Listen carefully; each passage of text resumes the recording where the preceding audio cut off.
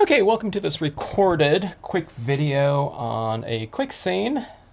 I've been working on these rather large, kind of in-depth pieces, going back and reworking some of my 11 by 17 pieces. I did a, I don't know, 5-video live stream series on the making of another 11 by 17 piece, but this one's one where I just want to go in and just mix it up, go back to just some very basic types of stamping and kind of a quicker project here.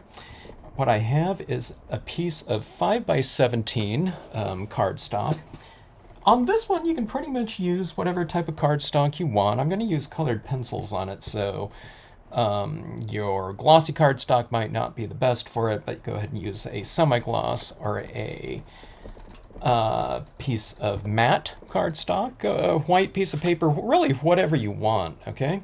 We're stamping out the Winter Ash Large here, which is a really good size for this format here because it almost reaches the top of the page and you get a little bit of this area down below, which I'm going to position my figure on. And we have the sedge filler here, okay? So let's go ahead and stamp this out in black. And I'm going to go about, give or take about 2 inches up from the bottom. Let's see, that'd be about 3, 4, 5. So yeah, that'd be about 2 inches or so. You don't need to measure it or anything like that, but it's going, kind of about right, the top part right into this bottom part of this branch right here, okay? You go a little bit higher, a little bit lower, a lot higher, a lot lower. It's not really going to matter, okay? All right, so that's our foundation right there. We have a fairly large object over here, so the visual weight is really anchoring it down this way. But what we're going to do is we're going to stamp our elk here, and that's going to create our visual dialogue between our figure that we're going to be using in the scene, which is this sitting figure right here. She's going to be looking over there at that elk, and this elk's going to be kind of, it's almost like it's looking back at her. Okay.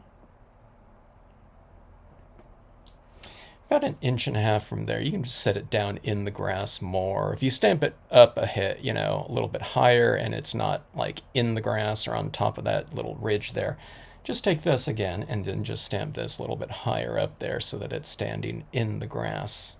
All right, but you can see this kind of visual dialogue that we're creating right here between these two things looking at each other, and they're at an angle, and angles in compositions kind of create a little bit of visual movement. Okay, so she's going to be right here. All right, so not a huge tree or anything like that. Let's see, maybe I'll put her like that. Something like that right there. All right. Okay, so the other thing that I'm going to stamp out, I'm not sure if I'm going to stamp this out right now. I guess I could.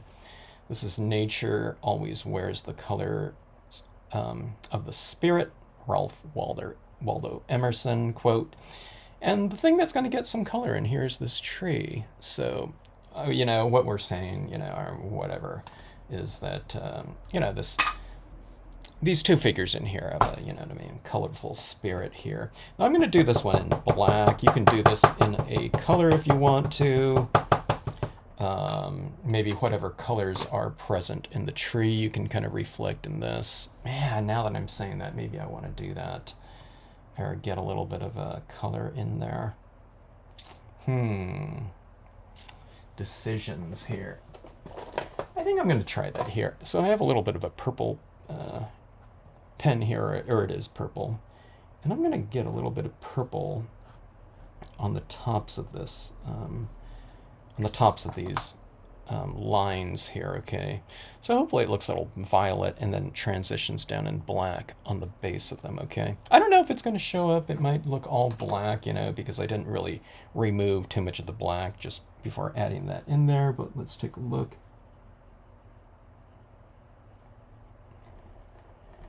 try to get that as even as I can. Sometimes I stamp things a little bit crooked, but so be it. Okay, so it's just a little hint of that color up there, okay? Hopefully you can see a little bit of that purplish tinge up there, okay? All right, so let's get into the now kind of the technique portion of this scene, okay? So this is all grass right here, and the tendency is just to just color that uniformly, okay? But what we're going to do here, instead of doing that, is we're going to alter things slightly. So what you're going to do is grab a range of tones, of green tones, okay? And then you're going to line them up from light to dark, all right? I mean, this is light to dark too, with just two colors, but there's very little contrast between these two. So it's good to have a third one in there at least. Okay, I just have these four that I was using on a previous scene, and I just hadn't put them away, so I thought I would use them again here. Okay, so you can color this all in uniformly with this, okay, but I think it's better to have a little bit of variation in here, okay? So see this, now this is just where the top of this first sedge filler layer is positioned right there. Do you see it right there? See, that's a little bit darker right there. Now, I mean, you don't have to get this technical. It could be, the separation in here could be whatever you want. But I'm going to make this a little bit of like a hill here, okay? So it's going to go, this is like the close hill. And then maybe there's a little bit of a dip behind there, and then it goes up to this point. Now, you're saying, well, wait a minute, what do you mean by that? Well, let me show you here. So this is how you kind of render that type of thing. Okay, so I'm just going in here like so.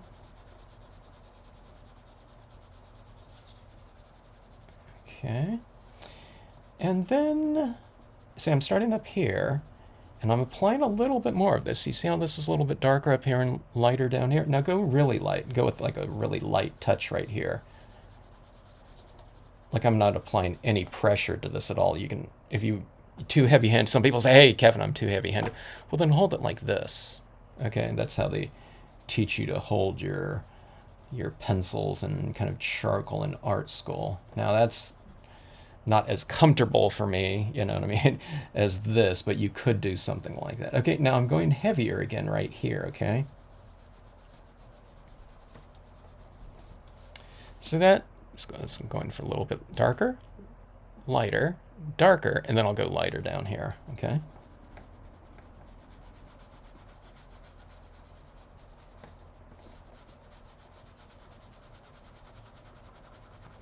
Now, you don't have to go too light with this one because we do have darker greens that we're going to be using on here, so we're going to be getting a lot of variation from that as well.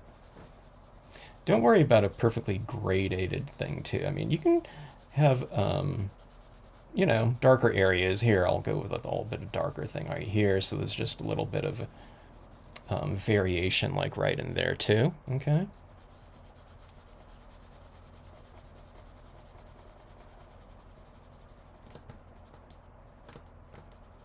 Now, let's set some sort of lighting in here as well, okay? Well, I mean, this is a little bit darker, lighter, and darker, lighter, but let's anchor that tree down as well. So let's have this quote be our light source, okay? So I'll go with the middle of the quote in here, and let's take a piece of paper right here. And now this grass is like, I'm going to say that it's kind of on a little bit of a slope right here. Okay, so, but just in general, here's my center of this quote, and going right to about right here. And here's where this base of the winter ash is, right? So I'm going to create a little bit of this slope down here, so I'm doing this type of thing. It's a slope instead of just a straight line. A straight line would be if this ground that it's on is really flat, which would be fine if you did that. But we'll come over here too, and see that here's the line right here, and here's the line from the other side of that trunk. So if we go like this, right here,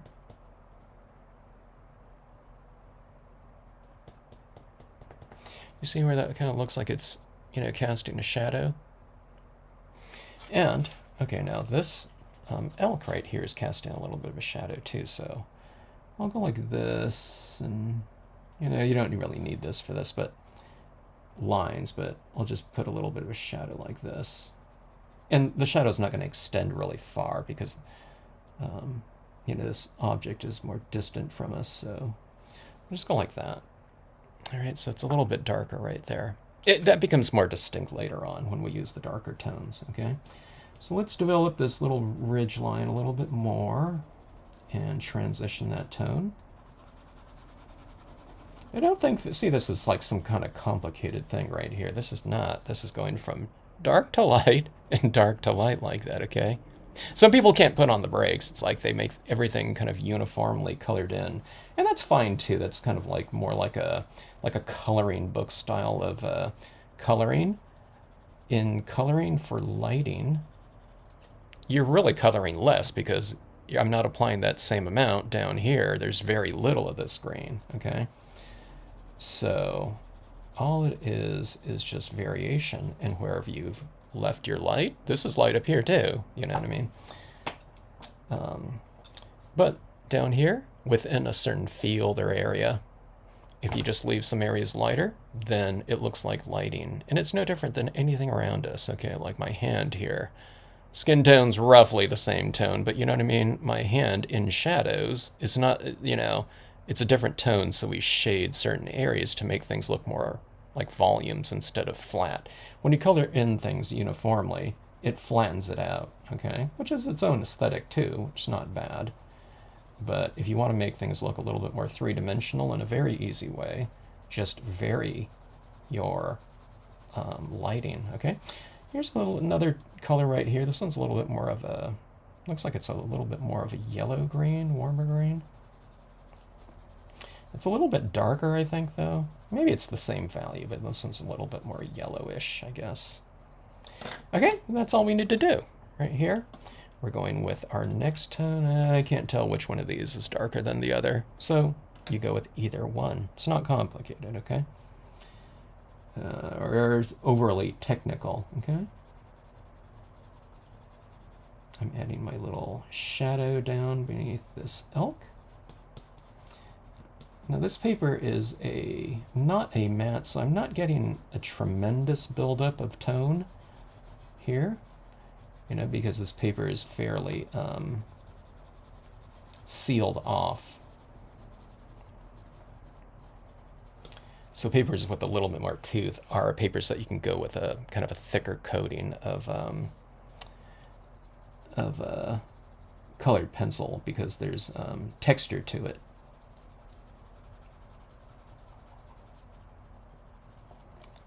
Okay, see this right here? I'm just going darker up top there like that.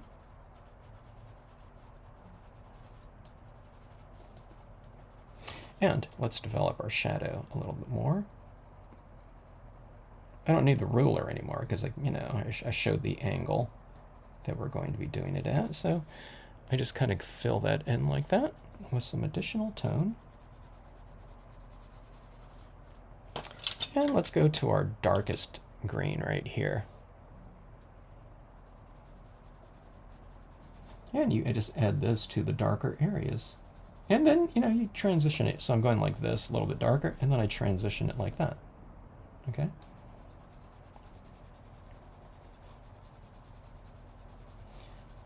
And see how this looks like these kind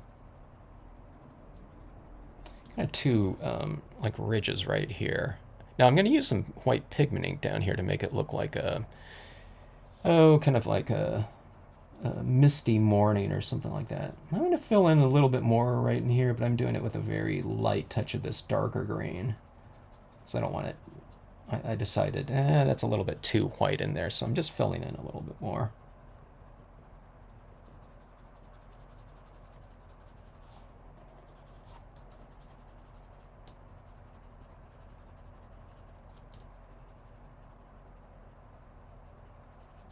This green seems a little bit softer, so it's applying easier than my just that one pencil right before it. Same brand, same pack of pencils, but some are just softer than others, okay? All right, so we get that.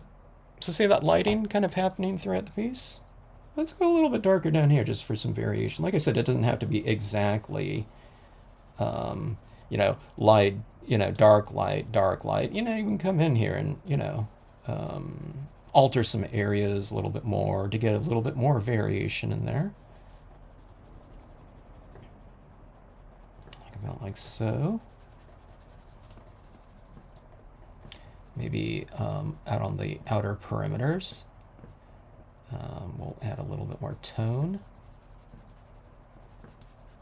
Now you can do this, if you're comfortable doing it with getting variation with your alcohol inks or anything like that. Do anything you want with, on your grasses as far as your green goes.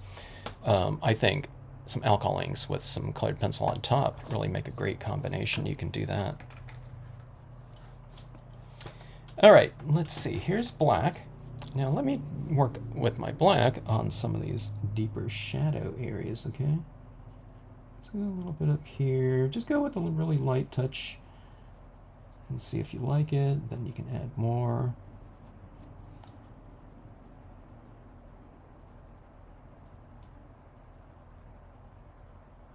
See how this is kind of anchoring my tree into this grassy area here.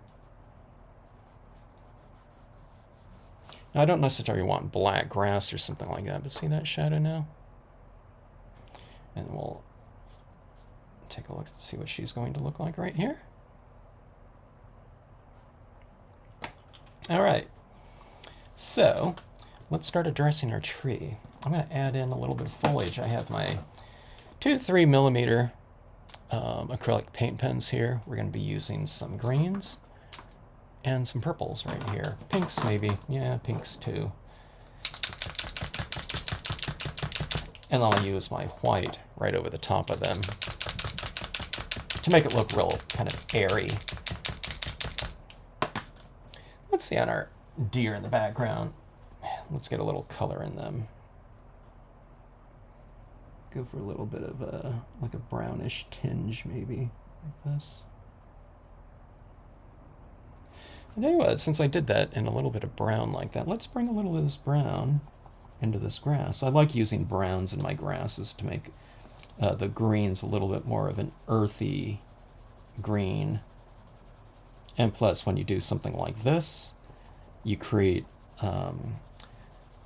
it's a subtle relationship between the other objects that share that color right there, okay? All right. So just real simple. Okay, I'm going to put some leaves on here, but this tree is going to be blossoming, have these kind of purple spring blooms in there, okay?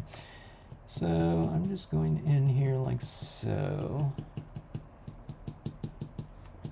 I have it more blossoms than young, early leaves, okay?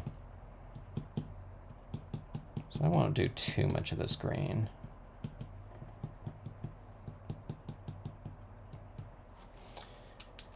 That was kind of a medium tone green. Let's go with it. Let's try a couple of these darker ones here. I'll just kind of cluster my leaves in the same places, okay? I don't know how many that was, but very, sparse. It's very easy to do. I'd recommend a set of these really inexpensive types of paint pens. There are acrylic paint pens. These ones are the water-based ones. I find that most water-based ones are pretty good. I always have a link to the ones I'm using in the description. And if it's a pen that I'm using all the time, I'll use it repeatedly. Well, if I'm using it all the time, if it's a pen that I really like, I'll use it repeatedly, okay? Some other ones I've tested out, just the quality of the pen, it didn't meet up with my standards, okay? And, in terms of mostly the craftsmanship of the pen. Most of them, though, out there, okay, they're pretty good. They're Some of them are a little bit stronger in terms of their pigment to binder, water ratio. Okay, and I find that these ones are really good. I really like the.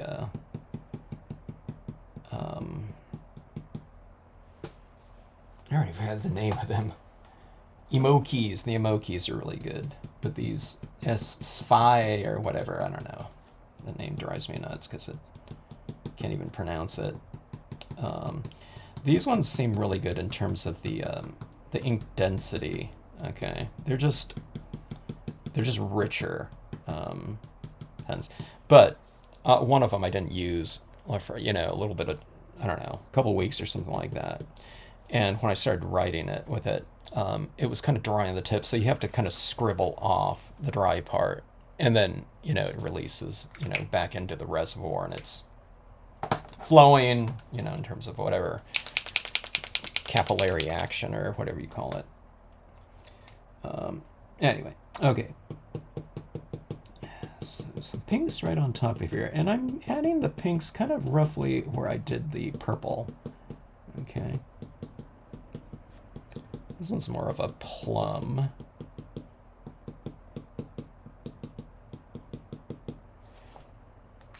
But I want her spirit to be very light and airy.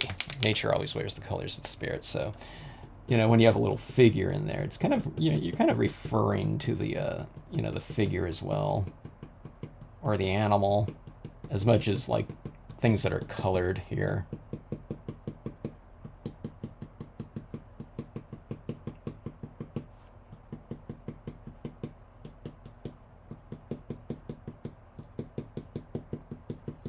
I thought about even doing something that I thought would be cool is I don't know, doing like metallic types of colors in here, like gold or something like that. Wouldn't that be kind of cool with that quote?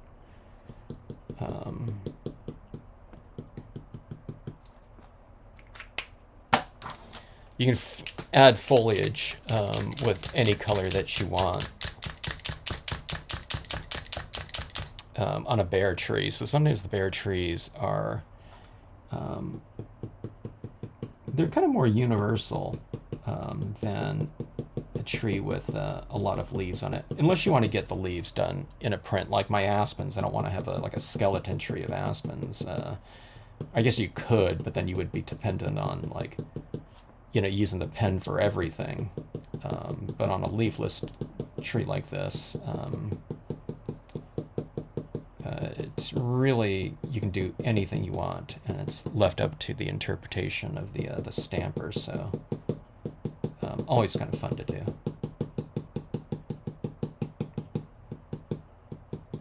Okay, so there's all these colors like that, but one of the things I'm going to do too, let's come down here into the grasses, and let's add some of these fallen blossoms, petals, around the tree too. It's not super prominent here because that pink is roughly the same value in terms of light and dark as the green. Okay. Yeah, how about some of that purple too? Oh, the purple down below is pretty dark within that area right in there. I don't know if you see it. So from a textural standpoint, we've kind of added a little bit of a visual interest down there as well. Okay, so let's see her. Okay, now I did this with dye-based ink, okay, and I'm going to take and let's add some tones on her. And I think her dress, I'm going to put her in kind of a purplish tinge dress as well. Let's see, these are my skin tone pens. All right. And let's go with her right here.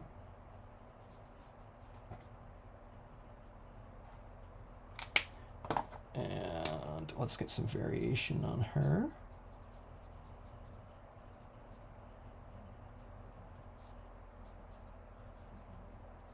See, even on like a little figure, you're varying your value scheme on her. On any kind of object, if you've kind of established that you know things in this world right here are kind of more three-dimensional, then you make everything kind of three-dimensional, unless you want something to stand out in terms of contrast, where something's going to look really different.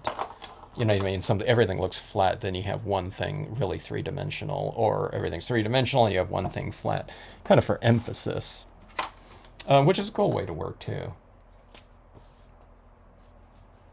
Okay, this is going to be kind of her dress color scheme here.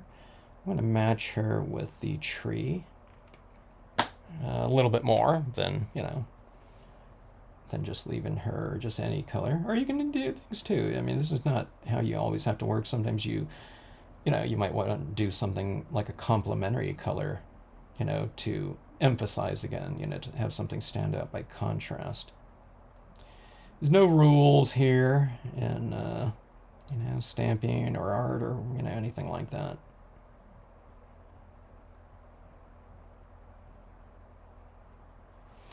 Okay, so see how I varied the tones within her dress. Okay, now I've done her separately, just so it's easy for me to drop right in there. And I don't need to worry about kind of working around her with coloring. I don't always do that, but I've been doing it lately with her because she's such an easy figure to cut out. Okay, now let's get a little bit of extra texture in here, okay? I'm going to do this with the StazOn now. I could have done this with the dye-based ink before I started coloring in, which you can certainly do, okay? But in this case, I don't know, I just kind of decided afterwards I want to add a little bit of texture. This is the Tiny Rock Small.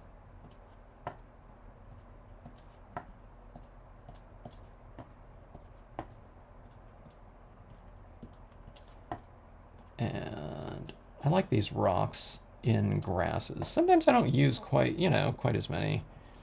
This time, there's quite a few impressions in here, but you see how that kind of varies the scene a little bit more. Or that maybe not the scene, but the grassy area. I think it looks a little bit more, kind of interesting with the visual variation in there. Okay, so this is grass down here. One of the other things too, I wasn't sure if I'd use some foreground grass in here or not, but I'm going to go ahead and do it. I think it might frame things off a little bit more, and it'll break up these two straight bands down here, these lines, okay, which I like in there, but let's vary them a little bit more.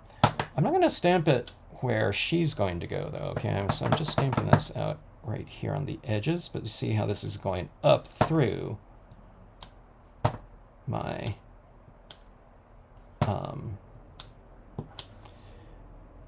that band of green over here.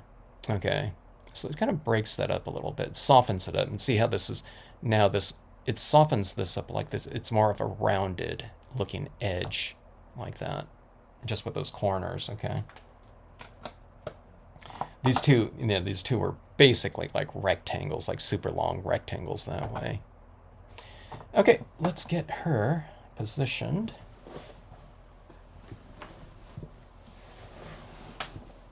I'm looking down here. I think it looks okay, but let me add a little bit more texturing down here too. Let's add in a little white kind of shimmer on the grass. Okay. Let's see.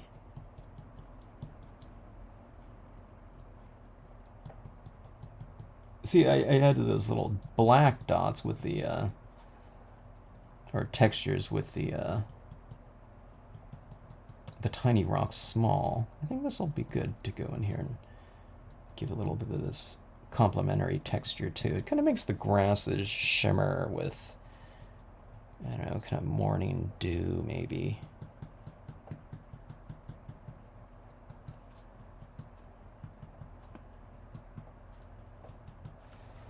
So that, it's kind of a happier grass, isn't it?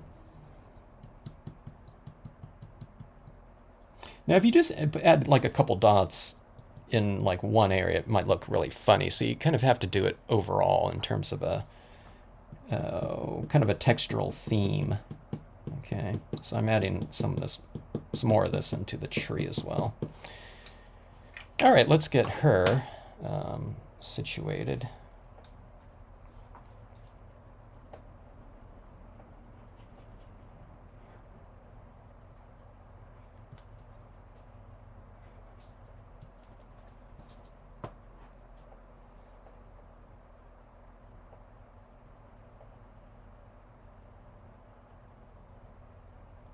It's like a party game. I got to get this pin back into that narrow little slot there.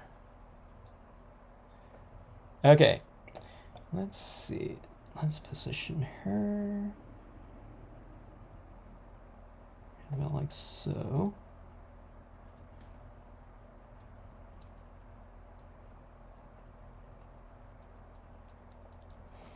All right. So there's our card like that. Now let's add on some finishing touches here. I need to do like a little, I don't know, kind of basic workshop on adding this. Some people have told me. You never want to add too much of this, okay?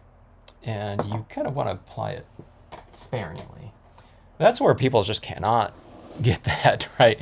It's because everyone's used to using a lot more medium. They're not used to using like an absolute dry version of some media out of their supplies, okay? So it's just completely different for them. So I'm blotting this in here and I'm smashing this into my cotton ball right here.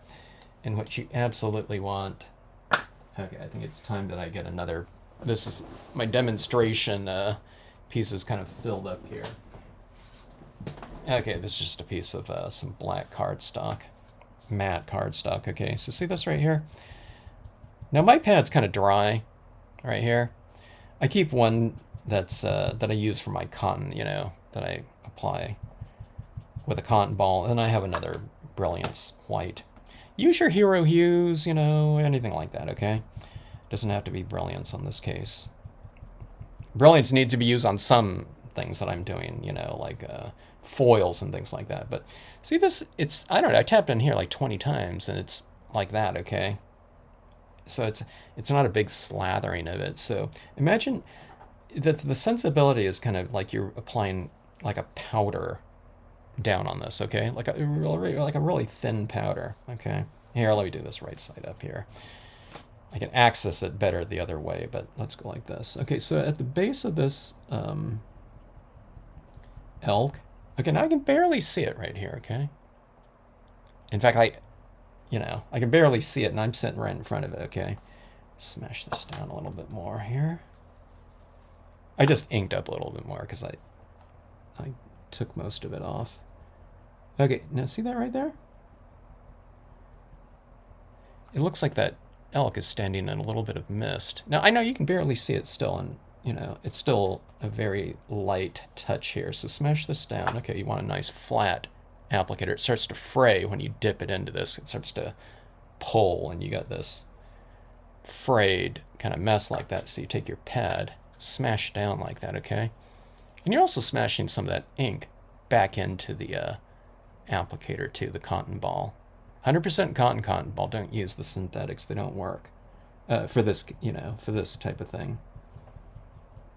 See this right here? So you just do it a little bit more, and now you have this kind of light and mist coming from over that little ridge right there, okay?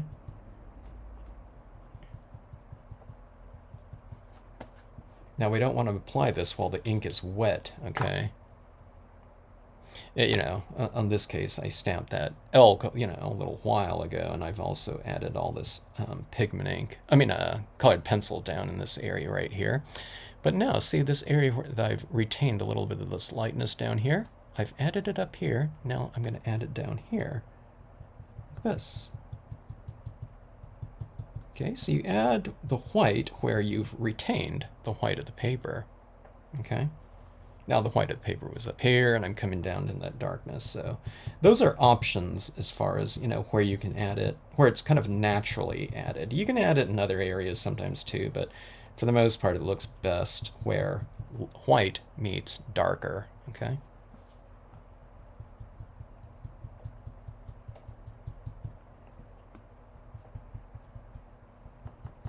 And just see the spirit of the piece kind of changes a little bit. When you add this, I have a little bit of this lightness down here. Everything looks softer now. Or it just looks softer where you're applying this, so you have this kind of textural range now. Everything in the soft areas looks much softer, and then you get these brighter areas right around in here. So it just, I don't know, people like a soft, glowing, very welcoming light, usually. You know, it's not harsh like a spotlight at night or something like that. You can see some areas up here in the tree if you want to kind of add some of that little misty type of appearance in your tree. You can have it on some of the branches like this. So now look at that branch, how it looks different from this front branch. I mean, you know, it didn't matter which one you put it on. It doesn't have to be, okay, I got it, let me see. It has to be on the right branch. You know, it's not, it just, I'm adding it wherever. I'm going to add a little bit over her too. Like she's kind of sitting in the morning mist as well. So see this right over here? Like that? So she's kind of glowing in a little bit of an area. Maybe over here I applied a little bit too much. So I'm just taking my clean side of my cotton ball and just wiping some of it off. I added a little bit too much over there, I think. Yeah, that was a little bit too much of a slathering.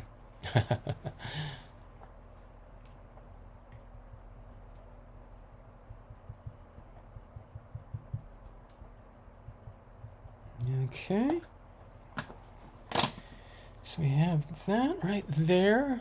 Just a real simple composition right here. We have our visual dialogue going on right here. We have our quote stamp up there. I think I put my hand in that when it was still wet. It's because it's still wet because I used that marker on there, so it was really super wet, but it looks okay.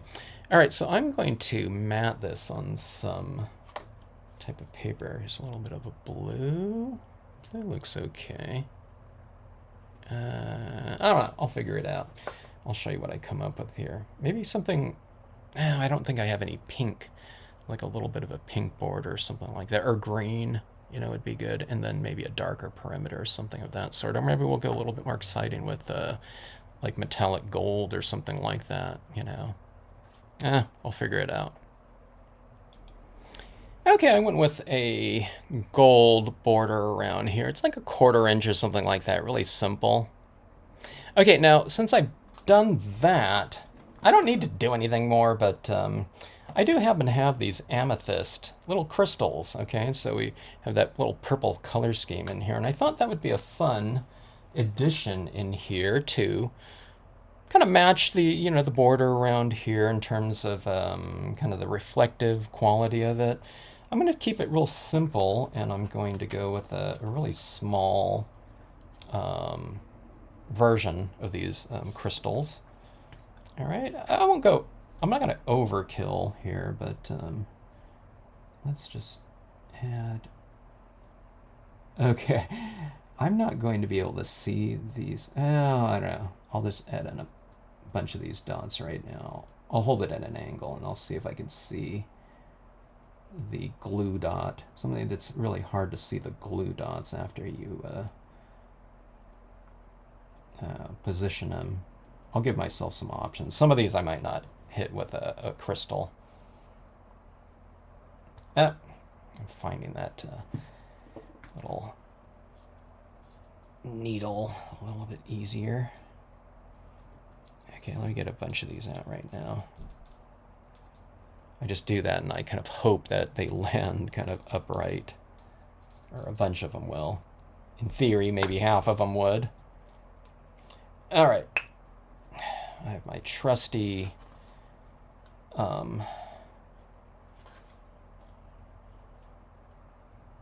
gem picker here. Oops, my gem picker didn't stick there. The gem pickers you gotta clean off once in a while because they start getting a little bit oily. Again, I am having a tough time seeing my white glue. I can't tell if it's the white of the white paint pen dot or if it's raised white glue.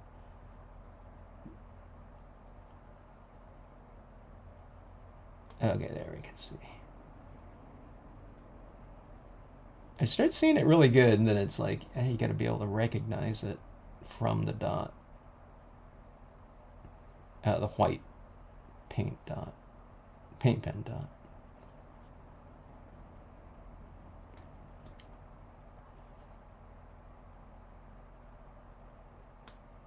I think that glue is kind of drying really fast. Paint pen dot. I can't get an angle here really good. Oh, there we go. It's like find Waldo, except it's find like a dot of glue.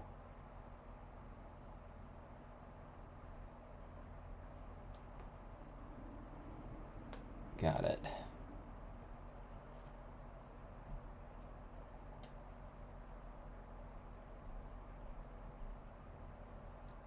I know I added a bunch of them over here. There we go.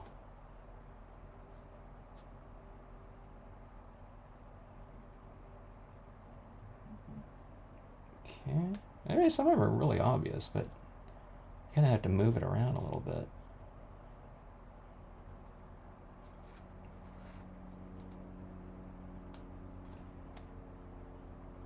Okay, now this glue is pretty strong.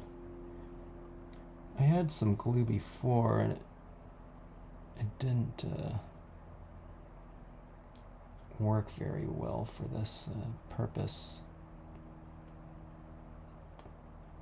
But I did ask for some recommendations at one point in time, and of course all of you knew what type of glue to get. This looks amazing here. I'm gonna put more of these on here.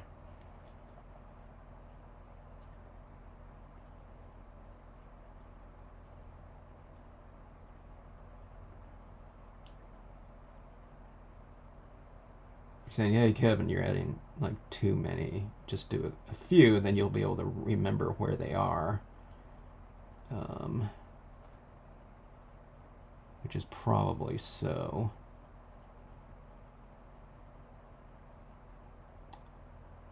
But I'm being a touch lazy here and just want to get all that laid out.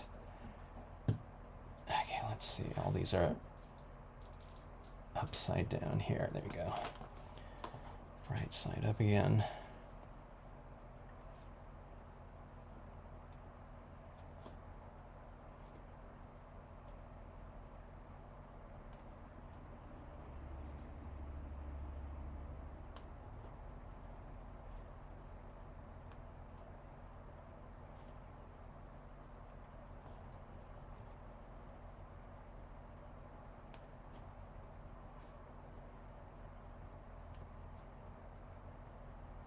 Yeah, these little.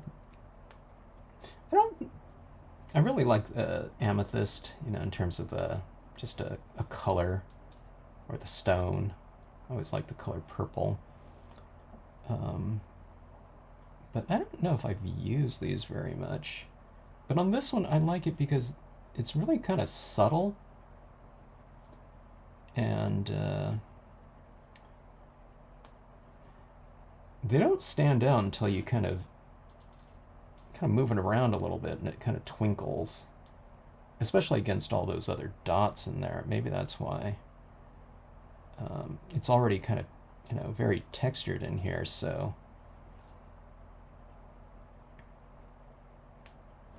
the thing that makes them stand out is the lighting angle.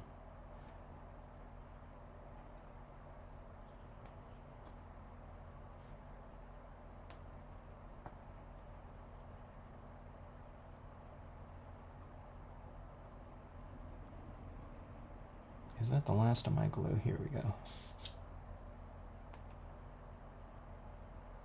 Glue is obviously water-based, so maybe it's kind of merging with some of the water-based acrylic ink underneath there. That's why it's kind of hard to see. So instead, just like a white. Well, I'm sure it dries clear too, but.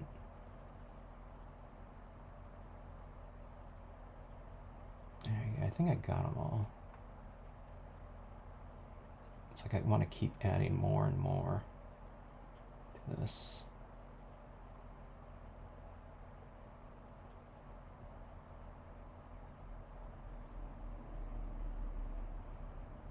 I thought for sure that was a glue dot. Okay, I think I got them all. Just wanted to add one more. Okay, but anyways, look at this right here. See this right here? And you get this shimmering little tree like that. Look at that. Isn't that fun? So it's not real obvious, like if someone just looked at that, but then you get these little twinkly little lights in that tree like that. I don't want to add any of that on the ground. I think, having it up in the tree is the best. But isn't that fun? Yeah, I guess we can do this with any color if you have different colored crystals too. And I did use white in here, so if this was like an autumn scene, I mean, I don't know if anyone has like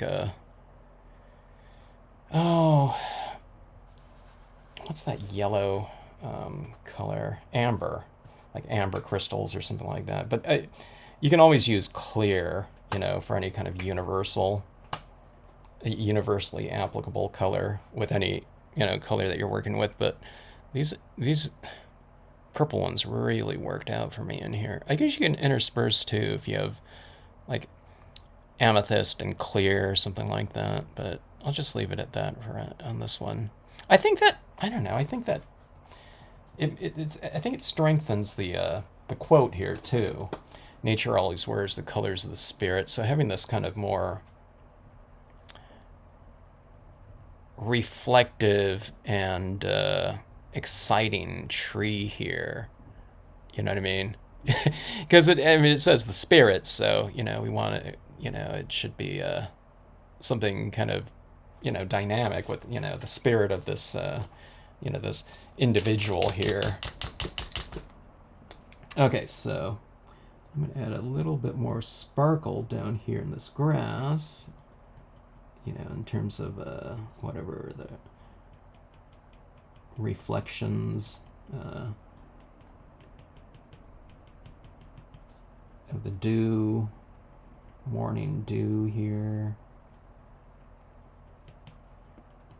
And I can do that because now we have this really sparkly tree up here, so I'm kind of following suit with this other area down here. And that's what you do. You kind of react to kind of something that you do. You don't have to go in with preconceived notions. Like the brown up here, I added the brown up here, so I added the brown in the grass. I wasn't thinking about the amethyst crystals, but, it's like, oh yeah, I have those. Let's give it a try. And if you like it, yeah, then so be it. If you don't like it, then just, you put a couple on there and just wipe them off and, and be done with it. So anyways, there's my card. And that was really certainly fun to do. A lot of little crystals in there and little touches like that make it really fun. Variation within my grasses. You don't have to do that. I mean, this could be, but have a little bit of a, kind of a tonal change in here. You don't have to have these two little ridges right here. But I don't know, it just makes it a little bit more kind of visually dynamic to have a little bit of change happen within your spaces than having it completely uniform, okay? But if you do it uniform, there's nothing wrong with that either. Just doing a little bit of tweaking in here. I thought I would close this in so that this line doesn't just go straight across there like that. So I'm kind of breaking that up a little bit, with a little bit more tone, like so.